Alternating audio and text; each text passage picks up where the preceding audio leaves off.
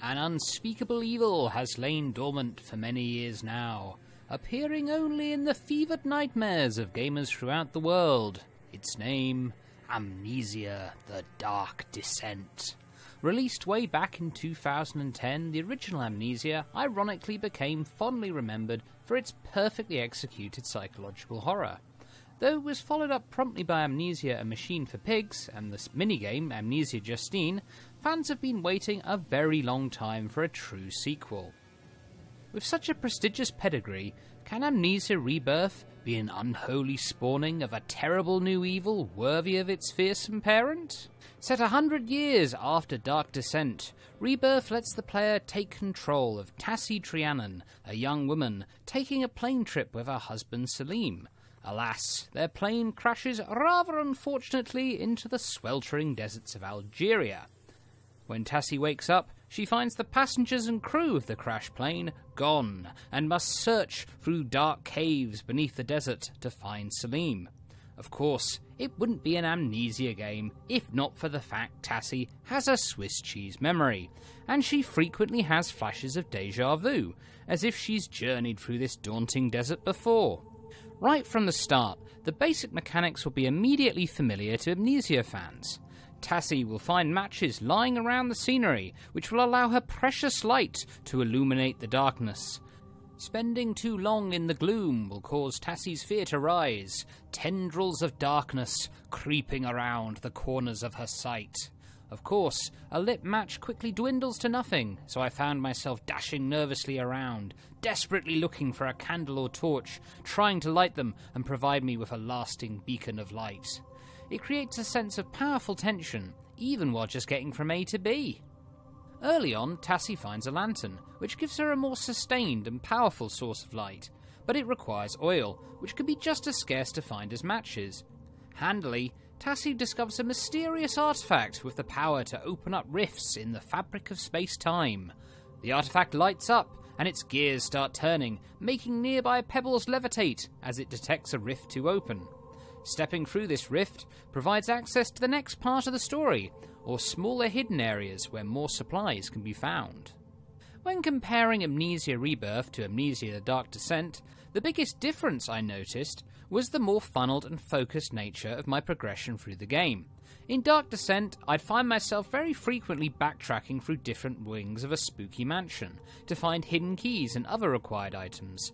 Rebirth is a lot more direct, and I felt much more like I was on a forward-facing journey, only occasionally having to backtrack. Likewise, though Rebirth has physics puzzles, they are much more straightforward than in Dark Descent. Tassie is able to pick up items, rotate them, throw them, and manipulate them in a variety of ways. An early puzzle was quite clever for how it combined a bit of scavenger hunting with some more free-form building. I had to find a winch to operate a broken elevator, which was straightforward enough. However, with the rickety elevator having its floor smashed from some prior incident, this left me with nothing to stand on while operating the winch. I ended up carefully laying a discarded wooden board along the iron railings to provide a rudimentary floor for the elevator. Puzzles like this were quite satisfying to solve, but they never left me scratching my head so long that it slowed down the story or reduced the tension. Though some hardcore players might be disappointed at the lurid complexity of the puzzles and exploration, I found that the increased focus on storytelling and atmosphere building more than makes up for it. Amnesia Rebirth looks incredible, managing to integrate a rich palette of colours into its landscape, from the muted greens of the Netherworld to the rich orange hue of sun-blasted deserts. From richly detailed French Legion forts to arcane statues from a lost civilization. It all just looks bloody brilliant. The story is told mostly through Tassie's scattered memories or premonitions, but it's often unclear which is which, and this continual ambiguity made me feel compelled to press on and unravel the mystery behind her predicament, even when I was scared. It's not only Tassie's narrative that's intriguing either. There's high-quality voice acting to narrate the detailed written accounts found in scattered notes and journals of the crash survivors and the various Algerian desert dwellers. Even the most incidental of characters all have fully fleshed out lives. I felt genuinely sad when I found a hopeful note from one of the crash survivors, talking about their hopes, dreams and family, only to so often find a desiccated corpse not far away. Amnesia Rebirth is significant for a genuinely unique concept it introduces to the horror formula. As if being trapped in a barren desert and surrounded by ghouls and ghosts wasn't stressful enough, Tassie also discovers that she's pregnant. Not only is this a source of tension in the story, as Tassie worries about protecting her unborn child, it's also an interesting gameplay mechanic. Whereas the original Amnesia Dark Descent relied on the protagonist swinging some laudanum to buoy his dwindling mental state, Tassie can caress her belly when she feels her baby kick, making her feel less alone and reducing her fear level.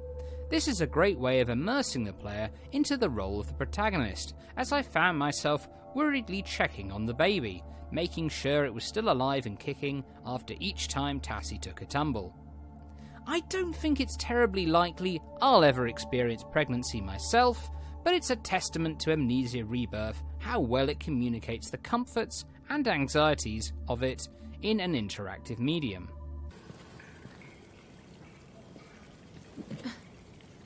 What? Oh. That was you. I can feel you. I felt you move. Hello. Hello, my little one. I hope you're not hurt. Don't you worry. We'll get you home. Hello. Hello, little one. I feel like I've spent much of the last decade complaining about how so many mediocre horror games present their beasties in a less than terrifying light, by showing them too clearly or having them pop up too often, making them lose some of their luster. Luckily though, Amnesia is back to show lesser fright fests how it's done. Monsters pop up at the most unexpected times and in the most unexpected places, inducing an overwhelming sense of raw panic when they appear. The player is actively discouraged from looking at the monster because doing so rapidly increases Tassie's fear level to the point she even begins to hallucinate, with flashes of arcane depravity clouding her vision. Monster encounters are also masterfully designed, so that when they begin, you'll need to immediately run or hide as soon as possible, meaning you're acting on your raw instincts. This is what makes the scares in Amnesia Rebirth so intense. Most of the time you can't see the monster, only hear it near you, as you feel a gut-wrenching anticipation of being caught. Sometimes your only clear option is to run, but it's seldom that simple, as obstacles appear in your path as you try to escape. The physics engine is used to make evading the monster even more terrifyingly immersive, and I found myself trembling as I frantically tried to move debris away from a blocked door as I heard the twisted roars of an abomination gaining ground on me.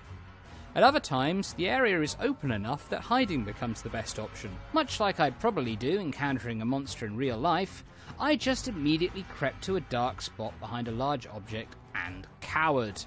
When holding down the crouch button, Tassie can hunker down and hide, reducing her visibility, but preventing her from moving. The way Tassie's breathing becomes more rapid and her flashes of fear become more intense as I heard the monster get close to my hiding spot really reinforced my own frightened indecision of whether to stay hidden or run away in a blind panic. Amnesia Rebirth is a worthy addition to the series. Its more funneled approach to storytelling is something of a departure from its forebear, but it nonetheless succeeds at burying the player deep in an oppressive atmosphere of fear, like a gravedigger spading dirt onto a coffin. If the state of the world today isn't terrifying enough for you, picking up Amnesia Rebirth will certainly sate your lust for scares. Though Tassie Trianon may be suffering from amnesia, you'd better not forget to follow Hey Poor Player at our website, on Twitter, and on Facebook. Wasn't that a clever little plug I made there? Well, anyway, I've amused myself at least. If by some reason you're amused by me as well, you can also follow me at JChiselfish. Anyway, I've been Jonathan, and this has been my review of Amnesia Rebirth. I'll see you next time. Bye!